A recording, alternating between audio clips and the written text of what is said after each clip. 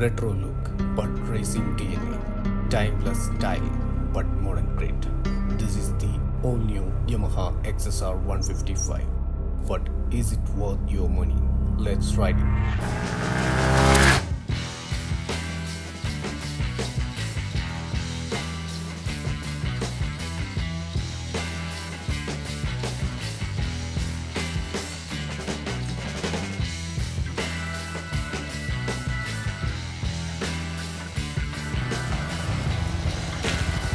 വർഷങ്ങളായിട്ട് നമ്മൾ ഇന്ത്യക്കാർ ചോദിച്ച ഒരു ചോദ്യത്തിന് യമഹ 2025 അവസാനമാണ് നമുക്ക് ഉത്തരം നൽകിയത്. യമഹ XSR 155 എന്ന് ലോഞ്ച് ചെയ്യും. യെസ്, ഈ ഒരു വണ്ടിയുടെ ഡീറ്റെയിൽ ആയിട്ടുള്ള ഒരു റൈഡ് റിവ്യൂ ആണ് ഈ വീഡിയോയിൽ. ഈ ഒരു 5-6 വർഷം നമ്മൾ കാത്തിരുന്നതിന് എന്തെങ്കിലും ഫലമുണ്ടോ അതോ വെറും ഹൈപ്പ് മാത്രമാണോ എന്നുള്ളതാണ് ഈ വീഡിയോയിൽ നമ്മൾ നോക്കുന്നത്.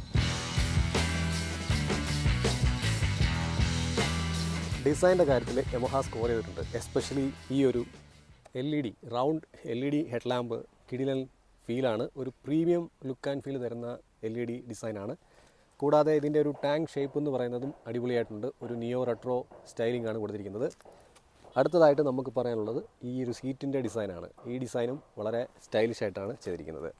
ഒടുവിൽ നമുക്ക് റിയറിലേക്ക് വരുമ്പം ഈ ഒരു ഫെൻഡറിൻ്റെ പോർഷനും റിയർ ലൈറ്റും റൗണ്ടഡ് ആയിട്ടാണ് കൊടുത്തിരിക്കുന്നത്. അതൊക്കെ വളരെ ഗംഭീരമായിട്ട് തന്നെ യമഹ ഡിസൈൻ്റെ കാര്യത്തിൽ പെർഫെക്റ്റ് ആയിട്ട് ചെയ്തു എന്ന് പറയാം. എന്നാൽ കുറച്ച് നമ്മൾ ക്ലോസ് ആയിട്ട് നോക്കുന്ന സമയത്ത് ഈ ഒരു എൻജിൻ്റെ പോർഷൻസിൽ ഈ ട്യൂബ്സും വയേഴ്സും എക്സ്പോസ്ഡ് ആണെന്ന് നമുക്ക് മനസ്സിലാക്കാൻ പറ്റും. ഇവിടെ റേഡിയേറ്റർ ഗാർഡോ കാര്യങ്ങളോ ഒന്നുമില്ല.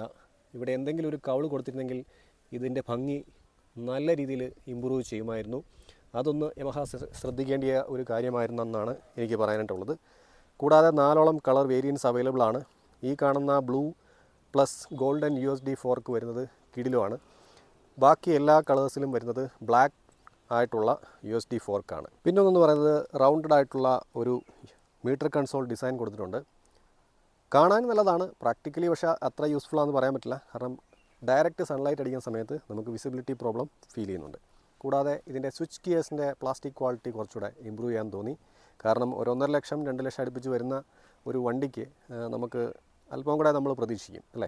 But overall fit and finish നമുക്ക് ഒരു പ്രീമിയം ടച്ച് യമഹ കൊടുക്കാൻ ശ്രമിച്ചിട്ടുണ്ട്. XSR 900ൻ്റെ ഇൻസ്പയർഡ് ആയിട്ടുള്ള വണ്ടിയാണ് ഇതിൻ്റെ ഡിസൈൻ എന്ന് പറയുന്നത്. അപ്പോൾ ഇനി നമുക്കിതിൻ്റെ പെർഫോമൻസ് എങ്ങനെയുണ്ടെന്ന് നോക്കാം റിയൽ ലൈഫ് കണ്ടീഷനിൽ.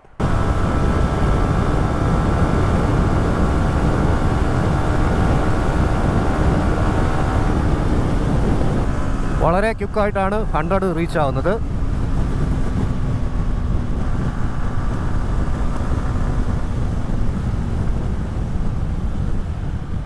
സോ XSR 155 വരുന്നത് സെയിം R15 V4ലും MT15 ഒക്കെ വരുന്ന സെയിം എഞ്ചിനാണ്. എഞ്ചിൻ്റെ കാര്യങ്ങളൊക്കെ ഒരുവിധപ്പെട്ട എല്ലാവർക്കും അറിയാവുന്ന കാര്യങ്ങളാണ്. സ്റ്റിൽ ഞാനൊന്ന് റിപ്പീറ്റ് ചെയ്യുകയാണ്. ഇതൊരു 155cc SOHC liquid cooled VVA ടെക്നോളജിയോടൊപ്പമുള്ള ഒരു എഞ്ചിനാണ്. DOHC എഞ്ചിനല്ല. പലരും തെറ്റിദ്ധരിച്ചിട്ടുണ്ട് ഇതൊരു DOHC എഞ്ചിനാണെന്ന്. പക്ഷേ DOHC എഞ്ചിൻ ഉണ്ടാക്കുന്ന പവർ ഒരു SOHC എഞ്ചിൻ വെച്ചിട്ട് യമഹ റെഡി ചെയ്തിരിക്കുകയാണ്. ചെറിയ ഒരു CC എഞ്ചിനിൽ നിന്നും കൂടിയ ഒരു എന്താ പറയുക CC ഉള്ള എഞ്ചിന് നിന്ന് കിട്ടുന്ന ഔട്ട്പുട്ട് കിട്ടുകയാണ്. അതിൻ്റെ പ്രധാന റീസൺ എന്ന് പറയുന്നത് VVA എന്ന് പറയുന്ന ആ ഒരു ടെക്നോളജിയാണ്. 18.4 PS പവറും അതുപോലെ 14.2 ന്യൂട്ടൺ മീറ്റർ ടോർക്കുമാണ് പ്രൊഡ്യൂസ് ചെയ്യുന്നത്. അപ്പോൾ ഒരു 10,000 RPM വരെ നമുക്ക് റവ് ചെയ്യാം. അപ്പോൾ അത്രയും റവ് ഹാപ്പി ആയിട്ടുള്ള ഒരു എഞ്ചിനാണ്. സോ ഇതൊരു റോഡ്സ്റ്റർ ബൈക്ക് പോലെ നമുക്ക് കാഴ്ചയിൽ തോന്നുമെങ്കിലും ഒരു ഭീകര ലോ ആൻഡ് ടോർക്കുള്ള ഒരു വണ്ടിയല്ല. ഇതൊരു സ്പോർട്സ് ബൈക്കിൻ്റെ എഞ്ചിനാണ്. സോ ടോപ്പ് എൻഡ് കയറും തോറുമാണ് ഇതിന് പവർ കിക്ക് ചെയ്യുന്നത്. അപ്പം 7400 RPM വരെ ഒരു നോർമൽ കമ്പ്യൂട്ടർ ബൈക്ക് പോലെ വർക്ക് ചെയ്യും. 7400 RPM കഴിഞ്ഞിട്ട് VVA ആക്റ്റീവ് ആവും. അപ്പോൾ എന്താണ് VVA ടെക്നോളജി എന്ന് ചോദിച്ചു കഴിഞ്ഞാൽ വേരിയബിൾ വാൽവ് ആക്ച്വേഷൻ. അതായത് ഇതിന് 2 ക്യാം ലോബ്സ് ആണുള്ളത്.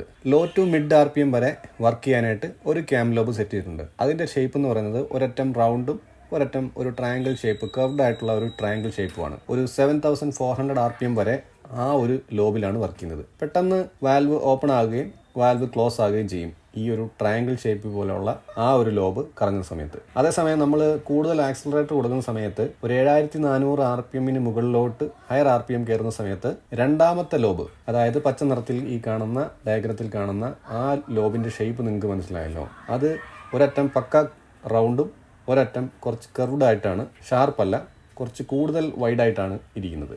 അപ്പോൾ ഈ ഒരു വൈഡായിട്ടുള്ള ലോബ് കറങ്ങുന്ന സമയത്ത് കുറച്ചും കൂടെ കൂടുതൽ സമയം വാൽവ് ഓപ്പണായി നിൽക്കും. അപ്പോൾ ആ സമയത്ത് കൂടുതൽ ഫ്യൂലും എയറും പാസ് ചെയ്യുമ്പോൾ അങ്ങനെ കൂടുതൽ പവർ പ്രൊഡ്യൂസ് ചെയ്യും, വലിയൊരു ബ്ലാസ്റ്റ് ഉണ്ടാകുന്നതുകൊണ്ട്. അപ്പോൾ അങ്ങനെയാണ് VVA ടെക്നോളജിയുള്ള ബൈക്കിൽ കൂടുതൽ പവർ കിട്ടുന്നത്. അതല്ലാത്ത സമയത്ത് ചെറിയ ക്യാം ലോബാണ് ലോ RPMസിൽ വർക്കാകുന്നത്. അപ്പം നമുക്ക് അധികം പവർ കാണത്തില്ല, കൂടുതൽ മൈലേജ് കിട്ടും. അപ്പം ഇതാണ് VVA ടെക്നോളജി എന്ന് ഉദ്ദേശിക്കുന്നത്. ഒരു വല്ലാത്ത ടെക്നോളജി തന്നെയാണിത്. അപ്പോൾ ആ ഒരു കാര്യത്തിൽ യമഹ പോളിയാണ്, ഒന്നും പറയാനില്ല. കാരണം ഒരേ സമയം പെർഫോമൻസും ഒരേ സമയം ഫ്യൂൽ എഫിഷ്യൻസിയും തരുന്ന ഒരൊറ്റ ബൈക്ക് ഈ ഒരു യമഹയുടെ 155cc വരുന്ന VVA ടെക്നോളജിയുള്ള ബൈക്സാണ്. 5000 RPM വരെ ഇതൊരു സാധാ കമ്പ്യൂട്ടർ ബൈക്ക് ചെയ്തിട്ടുണ്ടല്ലേ, വളരെ ശാന്തനായിട്ട് ഓടിക്കുന്ന ഒരു സെറ്റപ്പിലാണ് ഇതിൻ്റെ എൻജിൻ ഇരിക്കുന്നത്. ഞാൻ വളരെ പാവമാണ്, എന്നെ ആരും ഒന്നും ചെയ്യില്ല എന്നുള്ള രീതിക്കാണ്. അതേസമയം ഒരു 6000 RPM കഴിയുന്തോറും ഈ വണ്ടിയുടെ പവർ അങ്ങ് കിക്ക് ചെയ്തിട്ട് വേറൊരു മോൺസ്റ്റർ ബൈക്ക് പോലെ ആവും. കണ്ടില്ലേ, സൗണ്ട് മാറും, പെർഫോമൻസിൻ്റെ ഒരു ഭാവം മാറും, വണ്ടി ഒരു അഗ്രഷൻ ആവും പെട്ടെന്ന് തന്നെ. അപ്പോൾ അത് നമുക്ക് തുടക്കക്കാർക്കും ഓടിക്കാൻ പറ്റും, എക്സ്പീരിയൻസ്ഡ് ആയിട്ടുള്ളവർക്ക് എൻജോയ് ചെയ്യാനും പറ്റും. അപ്പോൾ അങ്ങനത്തെ ഒരു അടിപൊളി എൻജിനാണിത്. അപ്പോൾ ഇതിൻ്റെ ഒരു എൻജിൻ റിഫൈൻമെൻറ്റിൻ്റെ കാര്യം പറഞ്ഞു കഴിഞ്ഞാൽ വണ്ടി നല്ല സ്മൂത്താണ്, പക്ക റിഫൈൻഡ് ആയിട്ടുള്ള ഒരു ബൈക്കാണ്. കാര്യമായ വൈബ്രേഷനൊന്നുമില്ല. പിന്നെ വൈബ്രേഷൻ ഉണ്ടോയെന്ന് ചോദിച്ചു കഴിഞ്ഞാൽ വളരെ മിനിമൽ ആയിട്ടുള്ള വൈബ്രേഷൻ ഈ ഒരു 4500 RPMനും 5000 RPMനും ഇടയ്ക്ക് ഒരു പൊടിക്ക് ബസ് ഫീലുണ്ട്. അത് ഈ ഹാൻഡിൽ ബാറിൻ്റെ എൻഡ് പോർഷനിലും ഈ ടാങ്കിൻ്റെ അവിടെയും ഇങ്ങനെ ഉറുമ്പ് കടിക്കണ പോലത്തെ ഒരു ഫീലാണ്. അല്ല ഓവറായിട്ട് നമുക്കത് ഫീൽ ചെയ്യണില്ല. പിന്നെ ഇതിൻ്റെ ഒരു ക്രൂയിസിങ് സ്പീഡ് നോക്കുകയാണെന്നുണ്ടെങ്കിൽ നമുക്ക് 90 to 100 വളരെ സ്മൂത്തായിട്ട് ക്രൂസ് ചെയ്യാൻ പറ്റും. ഏറ്റവും ഫൈനായിട്ടുള്ള ക്രൂയിസിങ് സ്പീഡ് എന്ന് പറയുന്നത് 65 to 70 ആണ്. എന്ന് വെച്ചാൽ ബട്ടർ സ്മൂത്താണ് ആ സമയത്ത്. അതൊരു 5000 RPM താഴെയാണ് കേട്ടോ. ഏറ്റവും സുഖമായിട്ട് ഓടിക്കാൻ പറ്റുന്നത് 5000 RPM താഴെയാണ്. വളരെ കാം ആൻഡ് ക്വയറ്റാണ്, വളരെ ജെൻറ്റിലായിട്ടാണ് നമുക്ക് ഫീൽ ചെയ്യുന്നത്. അന്നേരം 100 എന്ന് പറയുന്നത് ഇതിന് ന്യായമായൊരു ക്രൂസിങ് സ്പീഡ് തന്നെയാണ്. അതിന് മേലെ വണ്ടി കേപ്പബിളാണ്, പക്ഷേ നല്ല രീതിക്കുള്ള വിൻ ബ്ലാസ്റ്റ് ഫീൽ ചെയ്യുന്നുണ്ട് ഹൈവേയിൽ. സോ നമുക്കിനി ഇതിൻ്റെ റിയൽ ലൈഫ് മൈലേജ് എത്രയാണെന്ന് നോക്കാം. എനിക്ക് ഓവറോൾ കിട്ടിയ ഒരു മൈലേജ് എന്ന് പറയുന്നത്, ഞാൻ കുറച്ച് പൊളിച്ചോടിക്കുന്ന ഒരാളാണ്, സിറ്റി റൈഡും അത്യാവശ്യം ലോങ്ങും ഒക്കെ പോകുന്നുണ്ട്. മിക്സഡ് ആയിട്ടുള്ള ഒരു കണ്ടീഷനിൽ എൻ്റെ ഒരു ആവറേജ് മൈലേജ് എന്ന് പറയുന്നത് 37 ആണ്. ഇനിയിപ്പം ഒരു city ride bumper to bumper ട്രാഫിക്കിൽ നിങ്ങൾ ഓടിക്കുന്ന ഒരാളാണ്, അത്യാവശ്യം ഡീസൻ്റൊക്കെ ആയിട്ട് ഓടിക്കുന്ന ഒരാളാണെന്നുണ്ടെങ്കിൽ ഇടയ്ക്ക് വണ്ടി സിഗ്നലിൽ നിർത്തുന്ന സമയം വരും, അതല്ലാതെ നമ്മൾ ഫ്രീക്വൻ്റ് ആയിട്ട് ഗിയർ ഷിഫ്റ്റ് ചെയ്യുന്നൊരു സാഹചര്യം വരും. അപ്പോൾ അങ്ങനെയൊക്കെ ഉള്ളൊരു സമയത്ത് നമുക്ക് 40-45 റേഞ്ചിലായിരിക്കും മൈലേജ് കിട്ടാനുള്ള സാധ്യത. ഇനിയൊരു സ്ഥിരമായിട്ടുള്ള റെഗുലർ കമ്മ്യൂട്ട്, നമുക്ക് ഓവർ ട്രാഫിക് ഇല്ല, നമുക്കൊരു 40-45 റേഞ്ചിൽ അല്ലെ 50ക്ക് അടുത്ത് ഓടിക്കാൻ പറ്റുന്നുണ്ട് എന്നുണ്ടെങ്കിൽ നിങ്ങൾക്കൊരു 46 മുതൽ 48 വരെ കിട്ടാൻ സാധ്യതയുണ്ട്. പിന്നെ നമുക്ക് ഹൈവേയിലാണെന്നുണ്ടെങ്കിൽ, ഹൈവേയിൽ എന്ന് പറയുമ്പോൾ നമുക്കൊരു ക്രൂസിങ് സ്പീഡ് ഒരു 80, 85, 90 ആ റേഞ്ചിലൊക്കെ ഓടിക്കുകയാണെന്നുണ്ടെങ്കിൽ, സിക്സ്ത് ഗിയറിൽ നമ്മൾ ഒരുപാട് റവ് ചെയ്യാതെ ഓടിക്കുകയാണെന്നുണ്ടെങ്കിൽ നമുക്ക് ഏകദേശം ഒരു ന്യായമായ റേഞ്ച് കിട്ടും. എന്ന് വെച്ച് കഴിഞ്ഞാൽ ഒരു 50 മുതൽ 54 വരെയൊക്കെ കിട്ടാനുള്ള സാധ്യതയുണ്ട്.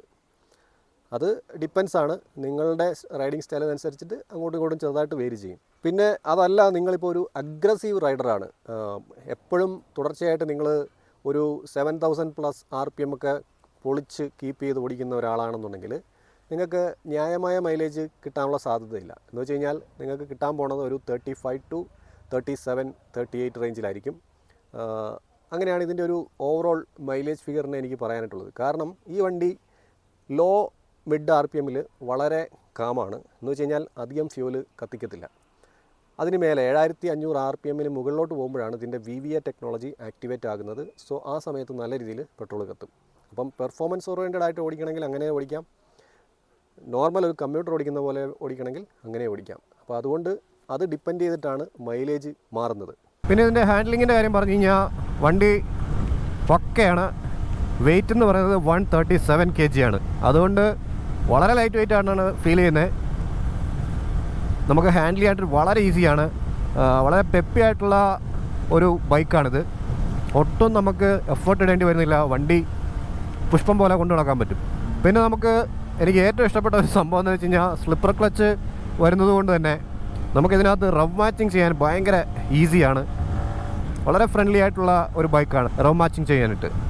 പ്രത്യേകിച്ച് ഇതിൻ്റെ എൻജിൻ വളരെ സ്മൂത്ത് ആയതുകൊണ്ട് തന്നെ റവ് മാച്ചിങ് പൊളിയായിട്ടാണ് വർക്കാവുന്നത്. പിന്നെ വേറെ രീതിയിൽ ഇതിനെ കൺസിഡർ ചെയ്യുകയാണെന്നുണ്ടെങ്കിൽ എൻജിൻ ബ്രേക്കിംഗ് അത്രത്തോളം വരത്തില്ല. ഇത്രയും റിഫൈൻഡ് ആയതുകൊണ്ട് ബ്രേക്ക് ചെയ്യുന്ന സമയത്ത് ആക്സിലറേറ്റ് വിട്ട് കഴിഞ്ഞാൽ നോർമലി എൻജിൻ ബ്രേക്ക് നന്നായിട്ടുള്ള വണ്ടികളാണെന്നുണ്ടെങ്കിൽ പെട്ടെന്ന് തന്നെ വണ്ടി അങ്ങ് സ്ലോ ആവും. അപ്പം ഇത് എന്ന് പറഞ്ഞു കഴിഞ്ഞാൽ വളരെ ബട്ടറി സ്മൂത്ത് ആയിട്ടുള്ള വണ്ടി ആയതുകൊണ്ട് തന്നെ പിന്നെ സ്ലിപ്പർ ക്ലച്ചും വരുന്നത് കൊണ്ടും നമുക്ക് റവ് മാച്ച് ചെയ്യുന്ന സമയത്ത് എൻജിൻ ബ്രേക്കിംഗ് അത്രത്തോളം ഫീൽ ചെയ്യത്തില്ല. പക്ഷേ വണ്ടിക്ക് അതിൻ്റേതായ കേപ്പബിലിറ്റി ഉണ്ട്. പിന്നെ ഇതിൻ്റെ ബ്രേക്കിംഗ് എന്ന് പറഞ്ഞു കഴിഞ്ഞാൽ ഡ്യുവൽ ചാനൽ ABS വരുന്നുണ്ട്. പക്ഷേ ബ്രേക്കിങ്ങിൽ ഞാൻ അത്രത്തോളം ഹാപ്പിയല്ല. കാരണം ഇതിൻ്റെ ഒരു പെർഫോമൻസും പവറും ഒക്കെ വെച്ചിട്ട് കുറച്ചുകൂടെ ബെറ്റർ ആയിട്ടുള്ള ബ്രേക്കിംഗ് ഫീഡ്ബാക്ക് കൊടുക്കാനായിരുന്നു എന്നാണ് എൻ്റെ ഒരു അഭിപ്രായം. എന്ന് വെച്ച് കഴിഞ്ഞാൽ നമുക്ക് ഹൈ സ്പീഡിൽ പോകുന്ന സമയത്ത്, സിറ്റി റൈഡിലൊന്നും ഒരു പ്രശ്നമില്ല, ഹൈ സ്പീഡിൽ പോകുന്ന സമയത്ത് ഫ്രണ്ട് ബ്രേക്കിൻ്റെ ബൈറ്റ് എന്ന് പറയുന്നത് വളരെ പ്രോഗ്രസീവാണ്. വളരെ ഗ്രാജുവലായിട്ടാണ് സ്റ്റോപ്പ് ആവുന്നത്. അപ്പോൾ അത് ഫ്രണ്ട് ആൻഡ് ബ്രേക്കിംഗ് കുറച്ചുകൂടെ ബെറ്റർ ആക്കാമെന്ന് തോന്നി. പിന്നെ അത്യാവശ്യം കോൺഫിഡൻ്റ് ആയിട്ടൊക്കെ നിർത്താൻ പറ്റും ഒരുവിധപ്പെട്ട സ്പീഡിലൊക്കെ. നമുക്കൊരു 100+ ഒക്കെ പോകുമ്പോഴാണ് അത് സഡനായിട്ടൊക്കെ സ്റ്റോപ്പ് ചെയ്യണമെന്ന് വെച്ച് കഴിഞ്ഞാൽ തിരിപ്പാടാണ്. പിന്നെ ഹാൻഡിൽ ബാർ പൊസിഷൻ എന്ന് പറയുന്നത് കുറച്ച് റിലാക്സ്ഡ് ആണ്. ഫ്ലാറ്റ് ആയിട്ടുള്ള ഹാൻഡിൽ ബാറാണ്. നമുക്ക് സിറ്റി യൂസിലൊക്കെ കംഫർട്ടബിളാണ്. പിന്നെ ഈ മിററില്ലേ, പ്രാക്ടിക്കലി വളരെ യൂസ്ഫുള്ളാണ്. നല്ല സ്റ്റേഡിയാണ്. പക്ഷേ ലുക്ക് വൈസ് ഷോക്കാണ്. ഇതിൻ്റെ ഒരു ആക്സസറീസും കാര്യങ്ങളൊക്കെ വരുന്നുണ്ട്. നമുക്ക് ഒരു 12,000 rupees കൊടുക്കുകയാണെങ്കിൽ കഫേ റൈസറിനുള്ളതും അതുപോലെ സ്ക്രാംബ്ലർ മോഡലിലുള്ളതും ആക്സസറീസ് വരുന്നുണ്ട്. ഒരു 12,000 rupees ആവും ഒരു സെറ്റിന്. അപ്പോൾ ആ ഒരു ബാർ ആൻഡ് മിററൊക്കെ ഉണ്ടെങ്കിൽ പൊളിയാണ്. ഇവിടെ സൈഡിൽ ആ ഒരു പക്ക റെട്രോ ഫീൽ കിട്ടും ഈ ഒരു ഗ്ലാസ് മാറ്റുകയാണെങ്കിൽ. ഈ ഒരു വണ്ടിയുടെ എർഗണോമിക്സ് നമുക്കൊന്ന് ടെസ്റ്റ് ചെയ്ത് നോക്കാം. എൻ്റെ ഹൈറ്റ് എന്ന് പറയുന്നത് 5.9 ആണ്. സോ എനിക്ക് പ്ലാന്റഡ് ഫുട്ടാണ്. കണ്ടില്ലേ, വളരെ കംഫർട്ടബിളായിട്ടിരിക്കാൻ പറ്റുന്നുണ്ട്. കൈ കുറച്ച് ഫോർവേഡ് ലീനുണ്ട്. എന്ന് വെച്ച് കഴിഞ്ഞാൽ കുറച്ച് മുന്നോട്ട് നമുക്ക് ആഞ്ഞിരുന്ന് ഓടിക്കണം. നമ്മൾ ഈ റൈഡറും ഈ ഹാൻഡിൽ ബാറുമായിട്ട് കുറച്ച് ഡിസ്റ്റൻസ് ഉണ്ട് നോർമൽ ഒരു കമ്പ്യൂട്ടർ ബൈക്കിനെ അപേക്ഷിച്ചിട്ട്. സാധാരണഗതിയിൽ റിലാക്സ്ഡ് ആണെങ്കിൽ ഇത് ഇത്രയും വരും. ഇത്തിരി മുന്നോട്ട് ആഞ്ഞിരിക്കണം. നമുക്ക് കുറച്ചൊരു ലീനുണ്ട് ഫ്രണ്ടിലോട്ട്. ഫുഡ് പെഗ് എന്ന് പറയുന്നത് കുറച്ച് റിയർ സെറ്റാണ്. സോ സീറ്റ് ഹൈറ്റ് എനിക്ക് വളരെ കംഫർട്ടബിളാണ്. അത്യാവശ്യം എനിക്ക് വിഡ്ത്ത് ഫീൽ ചെയ്യുന്നുണ്ട്. പക്ഷേ പില്ലിയൻ കംഫർട്ട് എന്ന് പറയുന്നത് ആവറേജ് ആയിരിക്കും. കാരണം എന്താ വെച്ച് കഴിഞ്ഞാൽ സീറ്റ് കുറച്ച് ഹാർഡാണ്. അതുപോലെ സസ്പെൻഷൻ നല്ല കല്ല് പോലെയാണ് ഇരിക്കുന്നത്. അതുകൊണ്ട് ഗട്ടറൊക്കെ ചാടുന്ന സമയത്ത് പില്ലിന് നല്ല രീതിയിൽ അടിപ്പ് വരാറ് സാധ്യതയുണ്ട്. ഒരു സിറ്റി റൈഡ്, ഷോർട്ട് റൈഡൊക്കെ കുഴപ്പമില്ല. ലോങ് റൈഡ് ഇത്തിരി ബുദ്ധിമുട്ടായിരിക്കും. ഒരു 5.6 മുതൽ 6 feet വരെ ഉള്ളവർക്ക് ഇത് ഓക്കെയാണ്. അതിന് മേലെ ഉള്ളവർക്ക് വണ്ടി വളരെ ചെറുതായിട്ട് തോന്നും. അതുപോലെ 5.5 മുതൽ താഴോട്ടുള്ളവർക്ക് വണ്ടി കാലെത്താൻ ഇത്തിരി ബുദ്ധിമുട്ട് വരും. കാരണം ഇതിൻ്റെ സീറ്റിൻ്റെ വിഡ്ത്ത് കുറച്ച് കൂടുതലാണ്. സോ നമുക്കിവിടെ നാരോ അല്ലാത്തത് കൊണ്ട് ഈ എഡ്ജിൻ്റെ പോർഷൻ കുറച്ചൊരു വൈഡായിട്ടാണ് ഫീൽ ചെയ്യുന്നത്. സോ കാല് ടിപ്റ്റോ ആയിരിക്കും. എന്തായിരുന്നാലും നിങ്ങളൊന്ന് ടെസ്റ്റ് റൈഡ് ചെയ്ത് നോക്കുക. ബിൽഡ് ക്വാളിറ്റിയുടെ കാര്യം പറയുകയാണെങ്കിൽ അത്യാവശ്യം നല്ല ബിൽഡ് ക്വാളിറ്റി തന്നെയാണ്. ഫിറ്റ് ആൻഡ് ഫിനിഷൊക്കെ അടിപൊളിയായിട്ട് തോന്നുന്നുണ്ട്. പിന്നെ ഈ സ്വിച്ച് ഗിയേഴ്സൊക്കെ കുറച്ച് പ്ലാസ്റ്റിക് ക്വാളിറ്റിയൊക്കെ ഇച്ചിരി ഷോ ആയിട്ട് തോന്നി. പെയിൻ ക്വാളിറ്റി അടിപൊളിയാണ്. പിന്നെ എനിക്ക് ഇത്തിരി മടുപ്പ് തോന്നിയത്, ശരിക്കും മടുപ്പ് തോന്നിയ ബിൽഡ് ക്വാളിറ്റിയുടെ കാര്യത്തിൽ നമ്മൾ ഈ എൻജിൻ്റെ ആ പോർഷൻ ഒട്ടും കവേർഡല്ല. എന്ന് വെച്ച് കഴിഞ്ഞാൽ ഫുൾ എക്സ്പോസ്ഡ് ആണ് വയേഴ്സും കാര്യങ്ങളും എല്ലാം. അപ്പോൾ അതുകൊണ്ട് തന്നെ ഒരു നീറ്റ്നെസ് അവിടെ നഷ്ടപ്പെട്ടു. വയേഴ്സ് എല്ലാം ഇങ്ങനെ കാണുമ്പം എന്തോ ഒരു സംഭവം അവർ ചെയ്യാതെ വിട്ടുപോയാലോ തോന്നി. ഇവിടെ അറ്റ്ലീസ്റ്റ് ചെറിയൊരു കുഞ്ഞ് കവള് കൊടുത്തിരുന്നെങ്കിൽ അറ്റ്ലീസ്റ്റ് അത് റേഡിയേറ്റർ ഗാർഡിൻ്റെ അവിടെ ആണെങ്കിലും ഒരു ചന്തം തോന്നിയേനെ. അതർവൈസ് വണ്ടി അടിപൊളിയാണ്. ടയർ ഗ്രിപ്പ് നോക്കുകയാണെങ്കിൽ ഫ്രണ്ടിൽ 100 സെക്ഷനാണ്, റിയറിൽ 140 സെക്ഷനാണ്. ന്യായമായ ഗ്രിപ്പുണ്ട്. പക്ഷേ ചരൽ അതുപോലെ മഴയൊക്കെ ഉള്ള സമയത്ത് അത്രത്തോളം കോൺഫിഡൻസ് എനിക്ക് ഫീൽ ചെയ്തില്ല. പിന്നൊന്ന്, നമ്മൾ ഗട്ടറിൽ ചാടുന്ന സമയത്ത് നല്ല രീതിയിൽ അടിപ്പുണ്ട്. കാരണം ഇതിൻ്റെ സസ്പെൻഷൻ്റെ കാര്യം പറഞ്ഞു കഴിഞ്ഞാൽ നമുക്ക് ഭയങ്കര സ്റ്റിഫായിട്ടുള്ള സസ്പെൻഷനാണ്. എന്ന് വെച്ച് കഴിഞ്ഞാൽ ഹൈവേ പെർഫോമൻസിന് ട്യൂൺ ചെയ്ത് വെച്ചിരിക്കുന്ന ഒരു സസ്പെൻഷനാണ്. സോ നമുക്ക് എന്താ പറയുക, നല്ല ഡിസ്കംഫർട്ട് ഫീൽ ചെയ്യും. കണ്ടിന്യൂസ് ആയിട്ട് നമുക്ക് ഇതുപോലെ ഫ്ലാറ്റായിട്ടുള്ള സ്മൂത്തായിട്ടുള്ള റോഡിലൊക്കെ കുറേ നേരം ഓടിച്ചാൽ പ്രശ്നമൊന്നുമില്ല. പക്ഷേ സിറ്റി റൈഡോ അല്ലെങ്കിൽ ഓഫ് റോഡോ അല്ലെങ്കിൽ ഗട്ടർ, നമ്മുടെ നാട്ടിലെ അവസ്ഥ അറിയാമല്ലോ, അതുപോലത്തെ റോഡുകളിലൊക്കെ ഓടിച്ചു കഴിഞ്ഞാൽ നമുക്ക് ബാക്ക് പെയിനൊക്കെ എടുക്കാനുള്ള ചാൻസ് വളരെ കൂടുതലാണ്. കാരണം സസ്പെൻഷൻ എന്ന് പറയുന്നത് കല്ല് വെച്ചിരിക്കുന്ന പോലെ തന്നെയാണ് പുറകിലത്തെ സസ്പെൻഷൻ, അതുപോലെ തന്നെ ഫ്രണ്ടിലെ സസ്പെൻഷനും അറ്റ്ലീസ്റ്റ് ഫ്രണ്ടിലെങ്കിലും സോഫ്റ്റ് ആക്കിയിരുന്നെങ്കിൽ നമുക്ക് ഈ ഷോൾഡറിലോട്ടുള്ള ഇടിപ്പ് വരുന്നത് കുറയ്ക്കായിരുന്നു. കാരണം ഗട്ടറൊക്കെ ചാടുന്ന സമയത്ത് നമുക്ക് ഇങ്ങനെ വെക്കുമ്പം കൈക്ക് ഷോൾഡറിൻ്റെ അങ്ങോട്ട് നമുക്ക് നല്ല ഒരു ഇടിപ്പ് ഫീൽ ചെയ്യുന്നുണ്ട്. അപ്പോൾ എൻ്റെ ഒരു അഭിപ്രായത്തിൽ നിങ്ങൾ ടാങ്ക് ഹഗ് ചെയ്ത് ഓടിക്കുന്നതാണ് ബെറ്റർ. അപ്പോൾ അങ്ങനെ ചെയ്ത് കഴിഞ്ഞാൽ ഷോൾഡറിലോട്ടുള്ള വരുന്ന ഇടിപ്പ് കുറയ്ക്കാൻ പറ്റും. സീറ്റ് ഒരു മീഡിയം ഹാർഡാണ്, അത്ര സോഫ്റ്റ് ആയിട്ടുള്ള സീറ്റല്ല. അറ്റ്ലീസ്റ്റ് സീറ്റ് കുറച്ച് സോഫ്റ്റ് ആക്കിയിരുന്നെങ്കിൽ കുറച്ചുകൂടെ നന്നായിരുന്നു. കാരണം സസ്പെൻഷൻ ഇത്രയും ഹാർഡാക്കിയിട്ടിട്ട് സീറ്റും ഹാർഡാക്കിയിട്ട് കഴിഞ്ഞ് കഴിഞ്ഞാൽ കംഫർട്ട് എന്ന് പറയുന്ന ലെവൽ എവിടെ പോയി നിൽക്കുമെന്ന് നിങ്ങൾക്ക് അറിയാമല്ലോ. അപ്പോൾ സീറ്റെങ്കിലും കുറച്ച് സോഫ്റ്റ് ആക്കിയിരുന്നെങ്കിൽ ബെറ്ററായിരുന്നു. പിന്നെ ലോങ് ടൂറിങ്ങിന് ഇത് ബെറ്റർ ആണോ എന്ന് ചോദിച്ചു കഴിഞ്ഞാൽ ഹൈവേ ഇതുപോലെ കണ്ടിന്യൂസ് ഹൈവേയിൽ പോകാനായിട്ട് ഫ്ലാറ്റ് റോഡിൽ കുഴപ്പമില്ല. അതല്ല നിങ്ങൾ ഗട്ടറൊക്കെ ഉള്ളിടത്തൂടെ ചാടി പോകാനാണ് ഉദ്ദേശമെങ്കിൽ വലിയ രീതിയിൽ നിങ്ങൾ ടയർഡാവും. എവിടെയൊക്കെ ഇതിൻ്റെ കംഫർട്ട് നഷ്ടപ്പെടും എന്ന് ചോദിച്ചു കഴിഞ്ഞാൽ ഇവിടെയൊക്കെയാണ്. ഇതുപോലുള്ള അൺഈവനായിട്ടുള്ള റോഡുകളിൽ നല്ല രീതിയിലുള്ള ഷെയ്ക്ക് വരും, നമ്മൾ മൊത്തത്തിലൊന്ന് കുലുങ്ങും. പിന്നെ ഏറ്റവും പ്രധാനത്തിൽ വൈറ്റ് പെയിൻ്റ് അടിച്ച ടൈപ്പിലുള്ള ക്രോസ് ലൈൻസ് ഇല്ലേ ഹൈവേയിലൊക്കെ ഉള്ളത്, അതിൽ കയറുമ്പോൾ ശരിക്കും അറിയാൻ പറ്റും.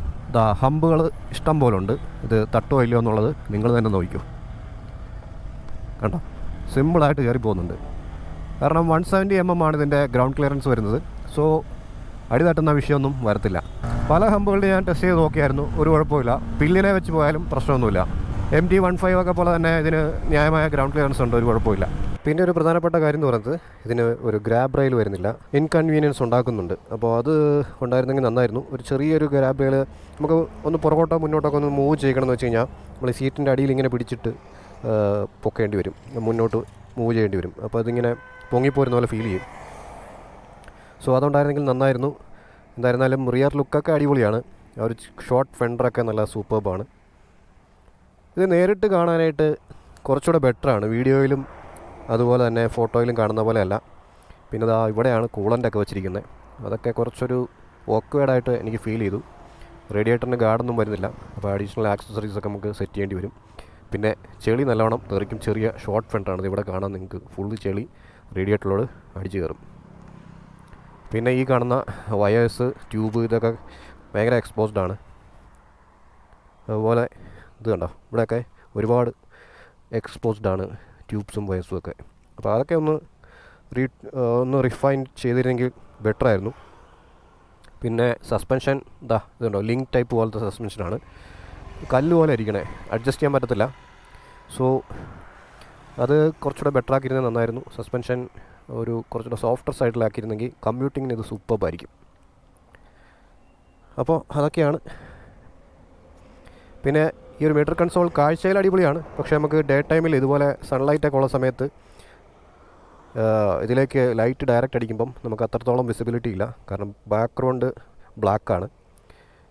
അത് ഫോണ്ട് ബ്ലാക്കും ബാക്ക്ഗ്രൗണ്ട് വൈറ്റും ആയിരുന്നെങ്കിൽ കുറച്ചുകൂടെ വിസിബിലിറ്റി കിട്ടിയാണ്. ഓക്കെ, അത്യാവശ്യം ഡീറ്റെയിൽസൊക്കെ അതിനകത്തുണ്ട്. നീറ്റായിട്ടാണ് ഡിസൈൻ ചെയ്തിരിക്കുന്നത്. പിന്നെ പ്രധാനമായിട്ട് ഇതിൻ്റെ പ്ലസ് പോയിൻ്റ് എന്ന് പറഞ്ഞാൽ ലുക്കും, ഈ ഒരു ഗോൾഡൻ USB ഫോർക്കൊക്കെ വരുന്നില്ലേ, ഈ ഒരു ബ്ലൂ കളറ്, അതുപോലെ ഇതിൻ്റെ എൻജിൻ, ഇതാണ് ഇതിനകത്ത് മെയിനായിട്ട് ഏറ്റവും ആൾക്കാരെ ഈ ഒരു വണ്ടി വാങ്ങണോ വേണ്ടയോ എന്ന് പ്രേരിപ്പിക്കുന്ന ഒരേ ഒരു ഘടകം എന്ന് പറയുന്നത് ഇതിൻ്റെ ലുക്കും ഈ ഒരു എൻജിനുമാണ്. മൈലേജും പെർഫോമൻസും വെൽ ബാലൻസ്ഡ് ആയിട്ട് ഉള്ള ഒരു വണ്ടിയാണ് ഇത്. അതുകൊണ്ടാണ് R15, MT-15 ഈ ഒരു വണ്ടി ഇതൊക്കെ ചൂടപ്പം പോലെ വിറ്റ് പോകുന്നത്. ഇനി എൻ്റെ ഒരു ഫൈനൽ വേർഡിക്റ്റിലേക്ക് വരാം. ഇതൊരു പക്ക റെട്രോ ക്രൂസർ ബൈക്കൊന്നുമല്ല, ഒരു ഫാമിലി ബൈക്കുമല്ല. നിയോ റെട്രോ സ്റ്റൈല്, അതുപോലെ പെർഫോമൻസും മൈലേജും വെൽ ബാലൻസ്ഡ് ആയിട്ടുള്ള ഒരു കിടിലൻ സ്പോർട്ടി ബൈക്ക് എന്ന് വേണമെങ്കിൽ പറയാം. പ്രത്യേകിച്ച് യങ്സ്റ്റേഴ്സിന് വേണ്ടി മാത്രമായിട്ട് ബിൽറ്റ് ചെയ്തിരിക്കുന്ന ഒരു വണ്ടിയാണ്. R15 പോലെ കുനിഞ്ഞു കിടന്ന് നമുക്ക് ഓടിക്കാനായിട്ടൊന്നും താല്പര്യമില്ല. കുറച്ച് റിലാക്സ്ഡ് ആയിരിക്കണം എന്ന ഒരു സ്പോർട്ടി ഫീൽ തരുന്ന ഒരു സെറ്റപ്പിലാണ് ഇതിൻ്റെ ഓവറോൾ ബിൽഡ് അവർ നടത്തിയിരിക്കുന്നത്. അപ്പോൾ അങ്ങനെയുള്ള ആൾക്കാരെ ഉദ്ദേശിച്ചിട്ടാണ് ഈ ഒരു വണ്ടി യമഹ സെറ്റപ്പ് ചെയ്തിരിക്കുന്നത്.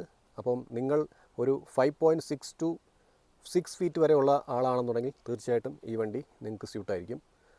എന്തായിരുന്നാലും ടെസ്റ്റ് റൈഡ് ചെയ്തതിന് ശേഷം മാത്രം നിങ്ങൾ വണ്ടി പ്രിഫർ ചെയ്യുക. പിന്നെ ഇതിൻ്റെ ഓൺ റോഡ് പ്രൈസ് എന്ന് പറയുന്നത് കേരളത്തിൽ 1.93 lakhs ആണ്. നമുക്ക് ബാംഗ്ലൂരിൽ വരുന്നത് 2 lakhs ആണ്. ഇനി ഇതിൻ്റെ മെയിൻ്റനൻസിൻ്റെ കാര്യങ്ങൾ പറയുകയാണെന്നുണ്ടെങ്കിൽ ആദ്യത്തെ സർവീസ് എന്ന് പറയുന്നത് 1000 കിലോമീറ്ററിലാണ്. പിന്നീട് എല്ലാ 4000 കിലോമീറ്റർ കൂടുമ്പോഴാണ്. നമുക്ക് 4 ഫ്രീ സർവീസ് ഉണ്ട്. സോ ഏകദേശം സർവീസിൻ്റെ കോസ്റ്റ് വരുന്നത് 1200 രൂപ അടുത്ത് വരാനാണ് സാധ്യത ഫസ്റ്റ് സർവീസിന്. ആദ്യത്തെ 1000 കിലോമീറ്റർ ഫസ്റ്റ് സർവീസ് കഴിയുന്നത് വരെ നിങ്ങൾ മാക്സിമം 4000 RPM താഴെ വണ്ടി റവ് ചെയ്ത് ഓടിക്കാവുള്ളൂ. അതിന് മേലെ റവ് ചെയ്യാൻ പാടില്ല. റാഷായിട്ടുള്ള ത്രോട്ടിൽ കൊടുക്കരുത്. സോ പിന്നെ ശ്രദ്ധിക്കേണ്ട പ്രധാനപ്പെട്ട മറ്റൊരു കാര്യം, പ്രധാനമായിട്ട് യമഹ ബൈക്കുകളിൽ വരുന്ന ഒരു ഇഷ്യൂ എന്ന് പറയുന്നത് ചെയിൻ സ്പ്രോക്കറ്റ് പെട്ടെന്ന് പോകുന്നതായിട്ട് കാണാറുണ്ട്. അതിൻ്റെ കാരണം യമഹയല്ല, നമ്മൾ തന്നെയാണ്. പ്രധാനമായിട്ട് നമ്മൾ ചെയിൻ ലൂബ് ചെയ്യാതെ പ്രോപ്പറായിട്ട് കൊണ്ട് നടക്കാതിരിക്കുക. അതുപോലെ തന്നെ നമ്മൾ സിറ്റി സ്പീഡിൽ, അതായത് ഒരു 40-30 ഇടയ്ക്ക് നമ്മൾ 6th ഗിയർ 5th ഗിയറൊക്കെ ഇട്ട് ഓടിക്കുക. അങ്ങനെയൊക്കെ വരുമ്പോഴാണ് ഈ ഒരു ഇഷ്യൂ വരുന്നത്. ഇതിൻ്റെ 5th ഉം 6th എന്ന് പറയുന്നത് പക്ക ഹൈവേക്ക് വേണ്ടി മാത്രമായിട്ട് സെറ്റപ്പ് ചെയ്തിരിക്കുന്ന ഗിയേഴ്സാണ്. സോ നിങ്ങൾക്ക് മാക്സിമം 4 ഗിയർ മതി സിറ്റി റൈഡിൽ. അപ്പോൾ നിങ്ങൾ പ്രോപ്പറായിട്ട് ഓരോ 4000 RPM നിങ്ങൾ ഗിയർ ഷിഫ്റ്റ് ചെയ്ത് റൈഡ് ചെയ്യുകയാണെന്നുണ്ടെങ്കിൽ നിങ്ങൾക്ക് അധികം പ്രോബ്ലംസ് വരത്തില്ല. അതുപോലെ തന്നെ ഒരു 3000 RPM നിങ്ങൾ ഓടിക്കുന്നതെങ്കിൽ സിറ്റി റൈഡിൽ മാക്സിമം ഗിയർ ഡൗൺ ഷിഫ്റ്റ് ചെയ്ത് തന്നെ നിങ്ങൾ വണ്ടി ഓടിക്കണം. അപ്പോൾ നിങ്ങൾക്ക് ചെയിൻ സ്പ്രോക്കൻ ലൈഫ് നല്ല രീതിക്ക് കിട്ടും. പിന്നെ നമുക്ക് ഫസ്റ്റ് സർവീസിൽ എന്തൊക്കെ ചേഞ്ച് ചെയ്യണമെന്ന് ചോദിച്ചു കഴിഞ്ഞാൽ ഒരു 1 ലിറ്ററിൻ്റെ Yamaha lube 10W40 oil change ചെയ്യണം. പിന്നെ ഓയിൽ ഫിൽറ്ററും പ്ലസ് ജനറൽ ചെക്കപ്പുമാണ് വരുന്നത്. പിന്നെ ഇതിൻ്റെ വാറണ്ടി നോക്കുകയാണെന്നുണ്ടെങ്കിൽ 2 years അല്ലെങ്കിൽ 30,000 കിലോമീറ്ററാണ്. അപ്പം ഈ ഒരു വീഡിയോ വൈൻഡപ്പ് ചെയ്യാനുള്ള ടൈമായി. വീഡിയോ യൂസ്ഫുൾ ആയെന്ന് വിചാരിക്കുന്നു. യൂസ്ഫുൾ ആയെങ്കിൽ കട്ട സപ്പോർട്ട് പ്രതീക്ഷിക്കുന്നു. ഞെക്കി പൊട്ടിക്കാനുള്ള എല്ലാ ബട്ടൺസും വീഡിയോയുടെ താഴെ വീഡിയോയ്ക്കായിട്ടുണ്ട്. അത് നിങ്ങളുടെ ഒരു ഇംഗിതം പോലെ ചെയ്തേക്കുക. അപ്പോൾ അടുത്തൊരു കിടു വീഡിയോയുമായി വരുന്നതുവരെ ടേക്ക് കെയർ, ബൈ.